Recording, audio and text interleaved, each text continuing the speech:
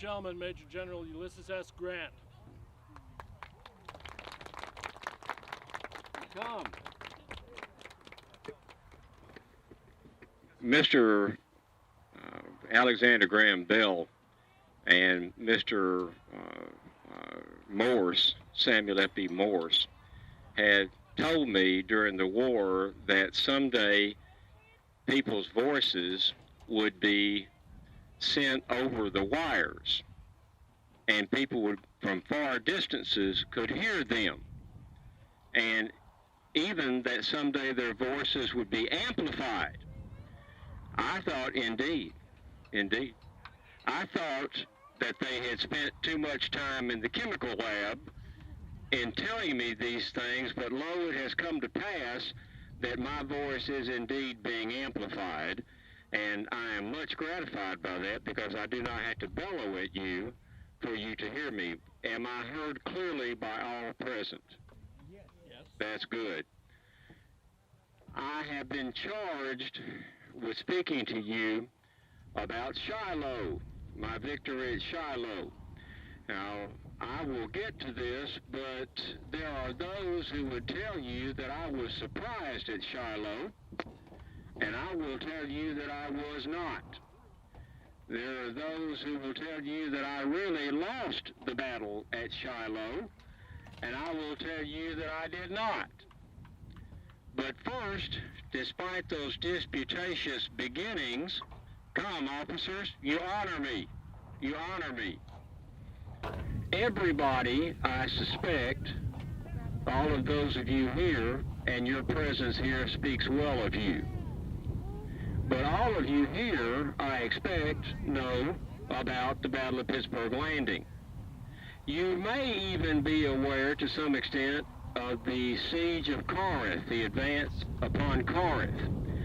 And I want to draw your attention to the Battle of Iuka and the Battle of Davis Bridge, or Hatchie River, that was fought the day after Corinth fell in October. There were really 4 battles that were fought in the Crossroads campaign. There will be no examination after my remarks, so I want you to relax. Colonel, would you join us? And I like this little trooper. I want to take him with me when I leave. You can have him. I can. Well spoken, Mom. But the Crossroads campaign, there are 2 railroads that cross in Corinth, Mississippi.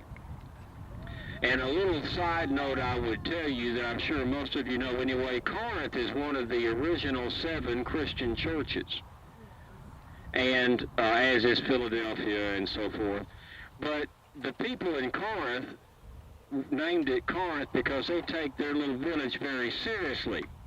When we moved upon Corinth to take the crossroads of the Mobile and Ohio Railroad and the Memphis and Charleston, Corinth was made up of about 1,500 people and about 15 million mosquitoes. The water is so bad that not even the horses and the dogs will drink it.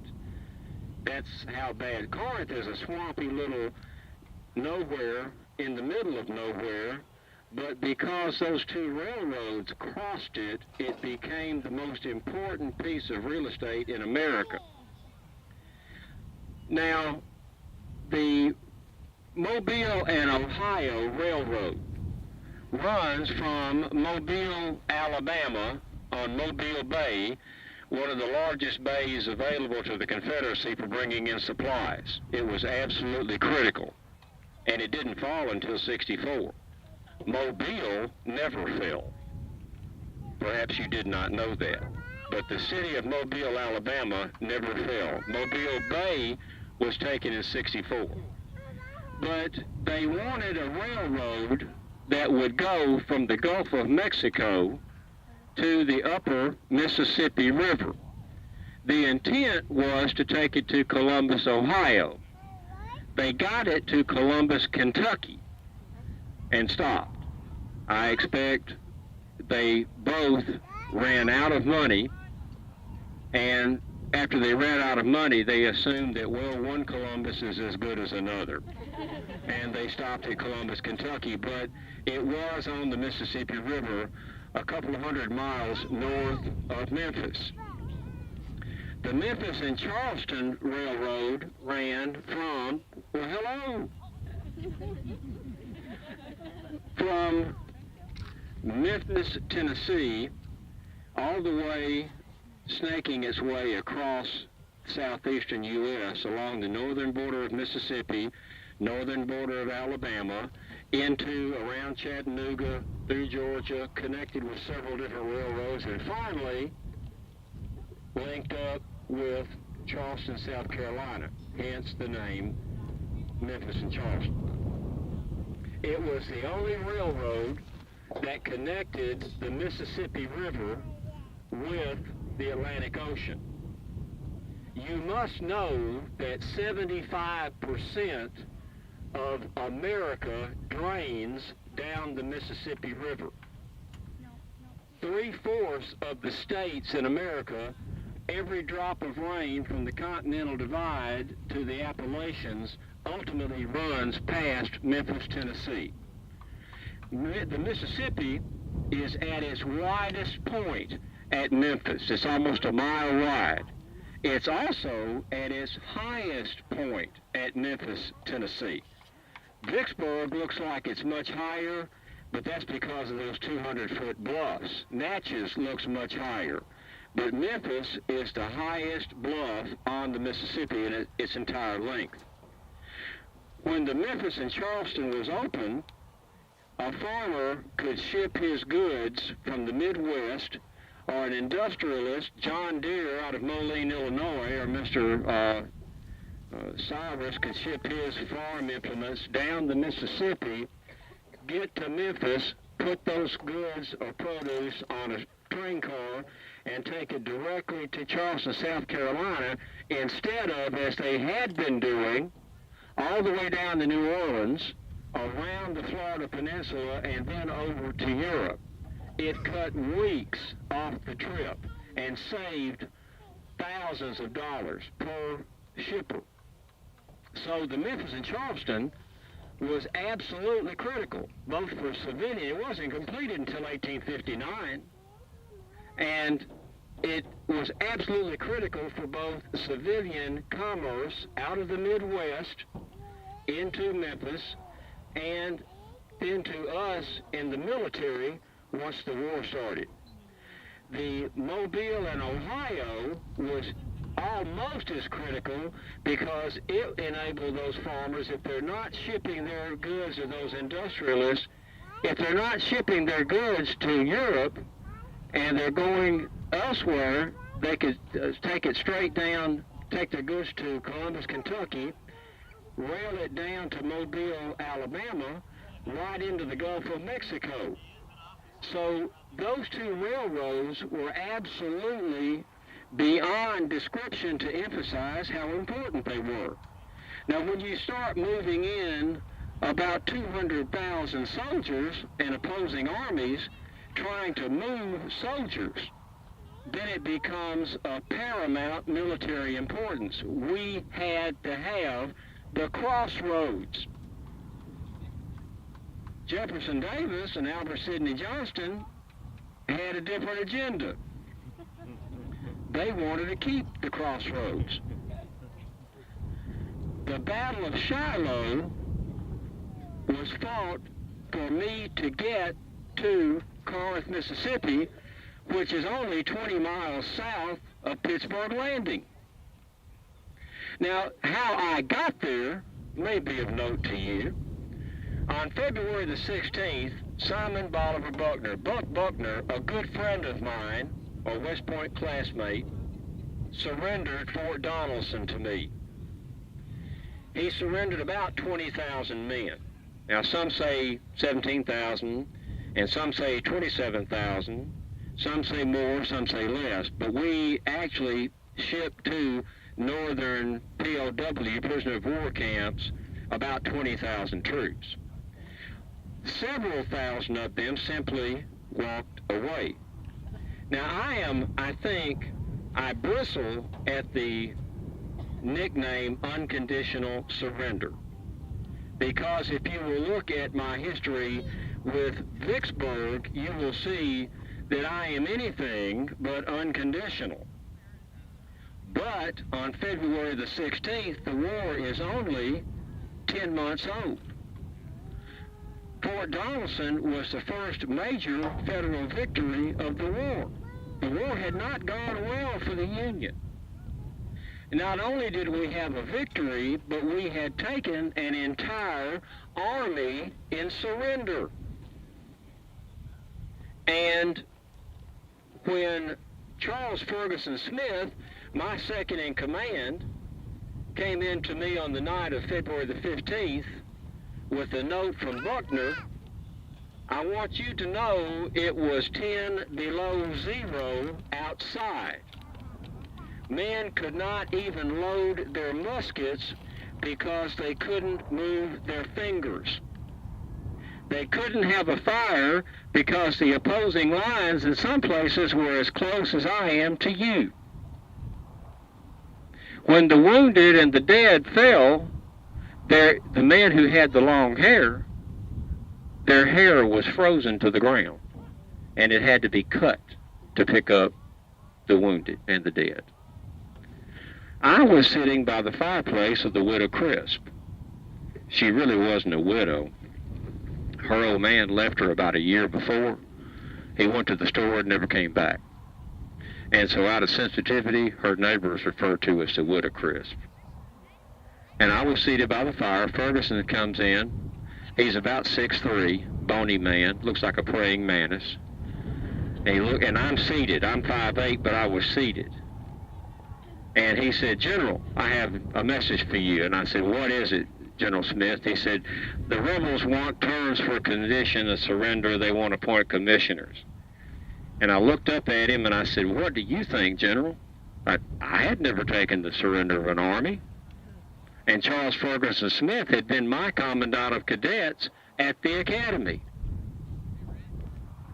And I was very sensitive about commanding him. And he told me, "Grant, you do as you must. I'm a soldier and I will follow orders. Don't be concerned about our former relationship." And I was comfortable with that. And I said, "General, what do you think?" And he said, Bah, no terms to the rebels, an unconditional surrender." And I said, "That sounds good. Bring me pencil and paper." So that's where the term unconditional surrender comes. Not through any flash of brilliance or cruelty on my part. Charles Ferguson Smith said no terms, unconditional surrender, and I thought it had the intent I wanted, and I wrote the note. So he surrendered. After the fall of Donelson, no one had ever taken an army and surrendered before. We frankly didn't know what to do with them. Bushrod Johnson, see, he's the fourth general that was at Fort Donelson. There was Buckner, there was Floyd, and there was Gideon Pillow, but there was also Bushrod Johnson. And Bushrod Johnson just walked off into the woods of Dover, Tennessee, and lived to fight for the rest of the war. Bedford Forrest, well, he said a number of things that don't bear repeating, but he said these boys have been given in my charge, and I don't think to take care of them, and I don't think surrender is exactly taking care of them. I am leaving. In fact, General Pillow and Floyd and Buckner, the creek is wide open. It is not being guarded by Federals. We can all leave. Nobody wanted to leave, except for Pillow and Floyd, and they got on steamboats that already had steam up and evacuated. Forrest led almost 1,000 troops in belly up to the horses' bellies and some infantry wading up to their chest in freezing water, and led almost 1,000 men out of the fort. And he too lived to plague me for many a day. Well, I went then to Nashville, because, let me point out to you, I had just taken Fort Henry. Fort Henry is on the Tennessee River, and it flows all the way across Tennessee, Alabama, and into Chattanooga. So the fall of Fort Henry and the Tennessee River was a saber in the belly of the South, a loss from which they never recovered. When Fort Donelson on the Cumberland River fell, it flows directly into, from the Tennessee and the Mississippi, into Nashville, Tennessee. A large transportation, man and material depot for the South. And it fell. And that was like a dagger in the heart of the South. Nashville fell, and it was the first Confederate capital to fall, and it was never regained. I wanted Don Carlos Buell, who's with the Army of the Ohio, to come into and take Nashville. General Buell didn't want to do that because General Buell had outranked me in the old Army. He was north of Nashville on the Cumberland River. If he had come across the Cumberland River and stepped on the shore of Nashville, Tennessee, he would have been under my command. And he refused to do that. So he had the mayor and the board of aldermen get in a boat, row across the Cumberland to Edgewater, Tennessee, and surrender to him there. Just to let you know the personalities and how they impact how war is conducted. But General Halleck is wanting me to report daily after the surrender, and I'm reporting daily. But a rebel telegrapher had gotten between me and him, and all of my telegrams were being intercepted and either not sent at all or doctored up with bad information. When I got back on February the 19th, I have a telegram from General Halleck up in St. Louis tearing my hide off of me to the bone. Why don't you respond to my orders, etc., so forth, and to place myself under arrest. And I thought, what madness is this?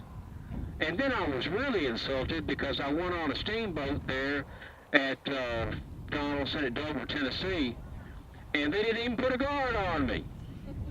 I was insulted. I felt I must not be very dangerous, very, very much of a problem. At this point, and he drew up my court-martial papers. At this point, Elihu Washburn, my congressman from Galena, Illinois, got wind that I was going to be court-martialed. He told the president, and the president told Secretary of War Stanton, and the president, my first encounter, however distant, with President Lincoln, was President Lincoln said, I can't spare this man, he fights. And he said to Stanton, I want you to send him a telegraph, and I want to know exactly what General Grant did, exactly where he did it, and exactly when he did it to warrant being under arrest and awaiting court-martial. Oh, and by the way, George McClellan was in with this too, because at this time he's General-in-Chief. Halleck telegraphed him and said, General Grant's back to his old habits, meaning I'm drinking. And McClellan sent back to him, well, if you want to court-martial him, do so. Thank you, General. So my papers are drawn up. When Halleck got the telegram from Secretary of War Stanton from the president, he said, oh no, that's all a vicious rumor, as he's closing the drawer on my court-martial papers. That's all a vicious rumor. puts me back in command of the Army of the Tennessee, now called the Army of the Tennessee. It's all down at Pittsburg Landing now under the command of General Smith, Charles Ferguson Smith, and sent me a telegram that said, "You're restored to command, and I look forward to enjoying many more glorious victories with you in the future." So when I got down to the Cherry Mansion on March the 17th, I was in command of, at that time, about 50,000 federal troops total that we finally got to Pittsburg Landing. There were 37,000 on the ground when I got there. I've got Buell on the way from the Army of the Ohio from Franklin, Nashville, Tennessee. And he's going to join me, and we're going to have a mass of about 75,000 soldiers when Buell gets there. And we're going to move on Corinth and take the crossroads. Well, Pittsburg Landing, if you should ever have the opportunity to go there, is heavily forested, much like where we are today. But much of it is like what you see before you. In fact, there are areas called the parade ground, the drill ground. And I had 175 steamboats bring 37,000 soldiers down to Pittsburg Landing. Most of them, almost all of them, had never fired a weapon in anger. I had some veterans, a couple of divisions that had been with me at Fort Donelson. A few had seen the elephant. By far, most of them had just indeed gotten their weapons on the steamboat coming down the river. And I felt that my soldiers were far more in need of the manual of arms and how to load and fire that weapon than they were in the use of the pick and the shovel. So I didn't dig entrenchments and I didn't build breastworks. I thought their time would be better used otherwise. There is another reason, though, that somehow doesn't make it into the after-action reports. This is, by now we're approaching April the 4th, the 5th of 62. The war is 51 weeks old, not quite a year. At that time, we'd had the battles in Kentucky, some battles. We'd had Fort Donelson. There'd been Bull Run almost a year before. There'd been blood, and a lot of it. But most men had not seen the elephant. And I've got an army, a swelling army of almost 40,000 men who were spoiling to get at the enemy. I joined to fight the rebels. I won at them. And if I had had them build breastworks and dig entrenchments, they would have felt it's showing the white feather. It's cowardice. Because at that time, the thinking was, a real man doesn't hide behind something. A real man doesn't get in a hole and hide from his enemy. A real man stands and faces his enemy, and he points that weapon and fires, and he takes the fire from the enemy. That's what a real man does. But I will tell you that I guess about 5 o'clock in the afternoon on April the 7th,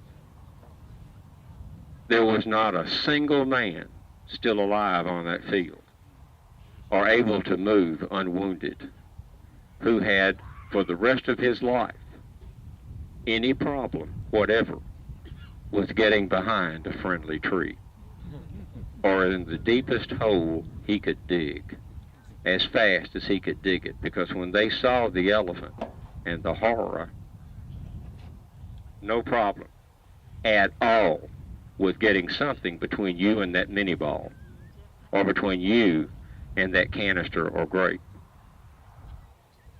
So, I'm training soldiers, and I'm waiting for Buell to join me. Now, I believe a few minutes ago I referenced Buell wouldn't come across the river because he'd be under my command. Even though he was under orders from General Halleck to join me and move with me upon Corinth against Albert Sidney Johnston, he was no more enthusiastic about being under my command than he was 7 weeks earlier. So he was dragging his sword getting to me on the Tennessee River at Pittsburg Landing.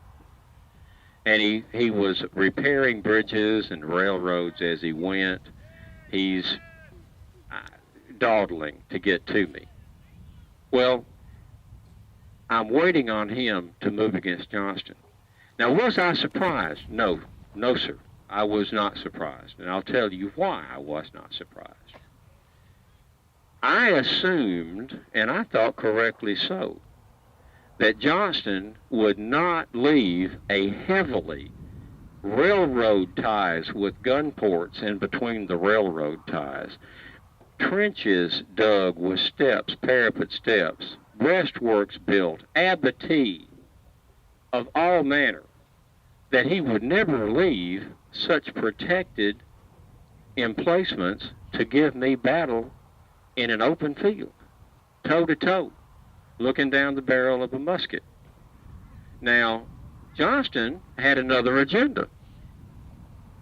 He didn't want to wait until I had 75,000 men and then move against his 44,000. Because even though military thinking will tell you it takes 3 to 4 men to assault a fixed position, a defended position, for every 1 man in that position, if you hope to be successful. And I didn't have that many men. But there's another reason that he moved. Because, you see, when he lost Fort Donelson, the Tennessee River, the Cumberland River, and also he lost all of Kentucky, all of West Tennessee, all of Middle Tennessee. His defensive line, which would be, if you were looking at a map, which ran from Memphis all the way to the Appalachian Mountains with Bowling Green, Kentucky in the center. It was like this across the map of the southeastern U.S. When he lost Fort Donelson, it fell down to here. And his defensive line was the southern border of the state of Tennessee. He lost hundreds of thousands of acres. He lost tens of thousands of recruits that never joined the Confederate Army. They didn't join the Federal Army either. But thousands upon thousands of recruits for his army. Thousands upon thousands of head of cattle and hogs and all that rich West Tennessee and Middle Tennessee farmland. It was a tremendous blow that I don't think the South would ever recover from. And then talking and speeches came up, sack him, get rid of him. Do we have a general? To which Jefferson Davis said, and one of his best friends, said, if General Johnston is not a general, then we have no general.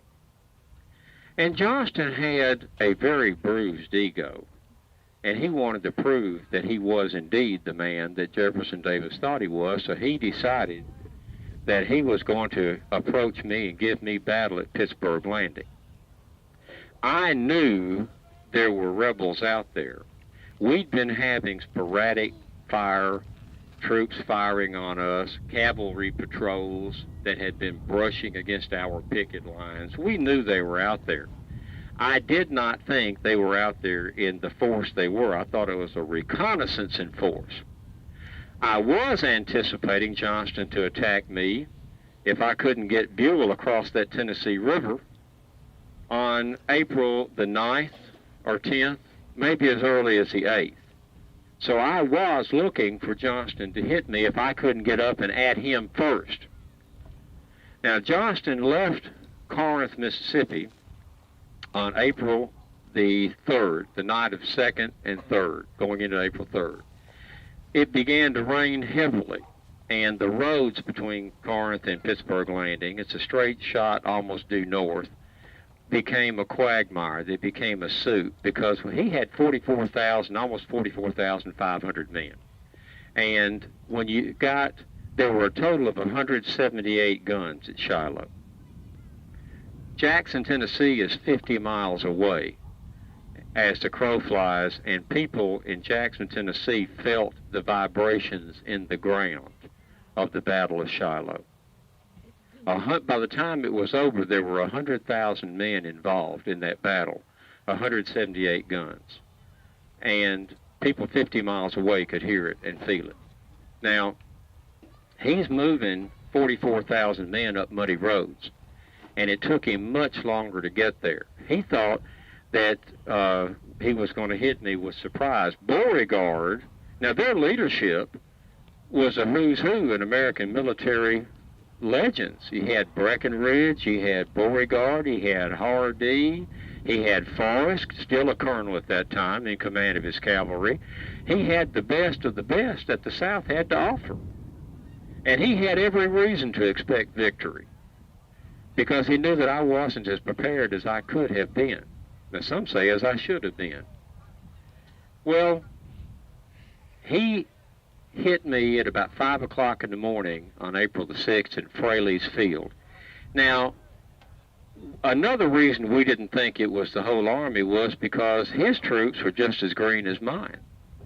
And they thought it was a great lark. They were firing their weapons, they were popping off at squirrels, the drummers were drumming, practicing their drum beats, the bands were playing. Yes, they had bands playing. You know, the element of surprise probably shouldn't have been there as it was. But Colonel Peabody in what's now the Peabody Woods, and Jesse Appling, Peabody of Michigan, Jesse Appling of Ohio, their troops, Appling's troops, ran into rebel pickets. Appling got hold of Sherman, and Sherman, the night of April the 5th, Saturday night, had sent me a note: I don't anticipate anything like an attack on us. The rebels are not within 20 miles of us. And they were about from here to across this field. 44,000 of them were that close, actually that close. And Appling sent for Sherman and said, there's rebels out there, and lots of them. And Sherman said, bosh and be damned. Well, about an hour later, Appling sent another messenger. And he said, General, I'm telling you, the rebels are out there in force. They're here. And Sherman said, you're crazy. Go back to your camp. The third time that Appling sent Sherman a message, the third time, he said, they're just across this field. And Sherman said, if you're so afraid of the rebels, take your damn regiment and go back to Ohio. Now, of course, that's the worst thing you could have said to a man. And Appling went back to his camp. Peabody, Colonel Peabody, sent a force of the 12th and the 25th Michigan out to probe in force. And they collided with the first wave of Confederate troops in Fraley's Field, and the fight was on. The rebels had 44,000 men in 3 waves, almost a mile long, each one, about 500 yards apart. The battle plan, I want to emphasize this, the battle plan that Johnston had was to come in with the, as you're looking at me, the Tennessee River is north to south. And Johnston wanted to come in and scoot me up from the river about 2 miles out to my furthest extremity. Shiloh Church was in the middle, where Sherman had his headquarters, and scoot me around and shove me into the swamplands and wetlands that are just above where we were camped and up against the river. That was his plan. What happened was, what you know, he was, because of the broken territory and because it had been raining, creeks that are normally dry had anywhere from 5 to 30 feet. Dill Creek has 30 feet deep. So he wound up pushing along the river and pushing me away, or trying to push me away from the river, which was fatal for his plan. The terrain was so broken, his units broke up, and the cohesion was lost.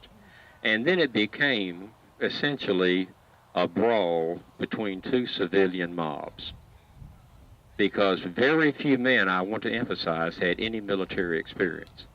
And the fact that both armies fought so well is a tribute to the courage of every man on that field. Because they stood toe to toe. After the battle, I wrote that the Confederate soldier performed with such valor that I have a healthy respect for him.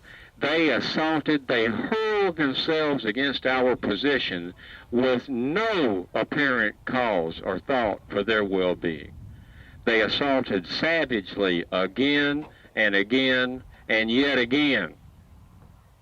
He fought well and acquitted himself with pride. And that is not to detract from his foe, because it speaks well for his foe. When that battle was over, I still have a very healthy respect for the Confederate soldier. Well, at the end of the first day, we're driven back almost to the river, my last line of defense, right there at the river. Buell still, as my soldiers put it to me, still ain't here. Now, he got there about sundown and starts moving a few troops across the river. He got, I think, one regiment of the 76th Indiana actually across the river before night fell and we stopped fighting. He later wrote that he saved the Army of the Tennessee at Shiloh, that if it hadn't been for him, I would have lost the battle. And I will tell you, that's bosh and nonsense, because look at the numbers. At the end of the first day's fighting on April the 6th, the Army of the Tennessee had suffered 7,000 killed and wounded. The Army of the Ohio under Buell had, I think, 17 killed and wounded. So we suffered 7,000. He had about 17 or 20. I don't think he had much influence on the outcome of the first day. But he moved his soldiers across the river throughout the night, and when the day, it started raining. Now, I was sitting under a tree there near the landing, and I decided to go into the Pitt brothers. Two brothers had a trading post. That's why it's called Pittsburg. It's a joke on the city of Pittsburg. It's so remote that people said, you got a Pittsburg down here. So the name Pittsburg is really a joke for the locals. And they don't put the H on the end of it. They didn't know how to spell it. But they had a trading post that had become a hospital. And I couldn't stand sitting in the hospital. So even though it is torrential rain, I went outside. I couldn't watch that. I felt that it would be better to tolerate the elements than watch that. Go see Dr. Steinbach and see what I'm talking about. So I went back out in the rain, and I was trying to keep a cigar lit, and out of this pouring rain, Sherman materialized. And I stood up, and he said, Grant, and he always talked to me like that. You know, Grant, we've had the devil's own day today, haven't we? And I took that soggy cigar, by now I couldn't keep it lit, out of my mouth, and I said, yeah, lick 'em tomorrow, though. And Sherman said, well, I better be back to my command. And I said, best you do. We hit 'em at first light. Sherman later said he had actually come to me to say, we need to retreat back across the Tennessee River. Let's put the river between us and the rebels. But he said, because of my tone of voice and the tone of the look in my eyes, he said, I thought better about suggesting retreat. And I told him at that time, best you didn't. So we hit them the next morning, first light. I had by this time almost twice as many troops as Beauregard had, who's now in command. And we pushed them back. It was a repeat of the first day in reverse. And we at 5 o'clock in the afternoon, Beauregard ordered a retreat, and they had an orderly retreat. Now, I've been criticized. I will close my remarks with this. I've been criticized that I didn't pursue Beauregard. I sent Sherman as an advance guard to be sure he was falling back, not regrouping for another attack. Sherman met Forrest at a place called Fallen Timbers. It's the only time in the war that Bedford Forrest and Sherman were on the same field at the same time, looking at each other. Now, the story goes that Sherman raised his weapon to fire at Forrest point blank, and it fell on an empty chamber. Now, even if that's not true, that's a really good story. But he reported back to me and said they are indeed falling back. Now, I didn't pursue him. It started raining again, and it's as difficult to move my army as his. We've had 36 hours of mud and blood, and Sherman said it best when he said, we had had 2 days of Southern hospitality, and we felt that if they would leave us alone, we would leave them alone and let them go in peace, and that's what we did.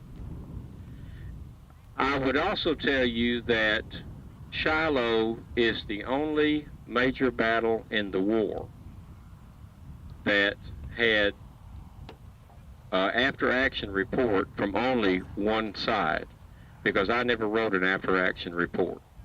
All I ever wrote was a 2-page letter to Halleck telling we'd had a battle, essentially the results. He came down, took command, ordered that everybody send their after-action reports around me, and I never wrote an after-action report. And it's the only battle that is such. Now, Shiloh brought the country to its knees. Because of the war being fought for the reasons it's fought, every man on that field was there for cause and country, patriotism and principle. Now, you may take issue with one side or the other, but you cannot take issue with a man who will put himself in harm's way even unto death for what he believes in. Because of that, we had every social strata, from the poorest to the wealthiest. And because of that, when the smoke cleared, there were 23,746 killed and wounded. There were 4,000 men dead on the field. 23,746. That's more men killed and wounded in 36 hours. More Americans killed and wounded in 36 hours than had been killed and wounded in every war that we had been in until that time. Because in the War for Independence, in the War of 1812, and in the Mexican War, the total killed and wounded was 23,215.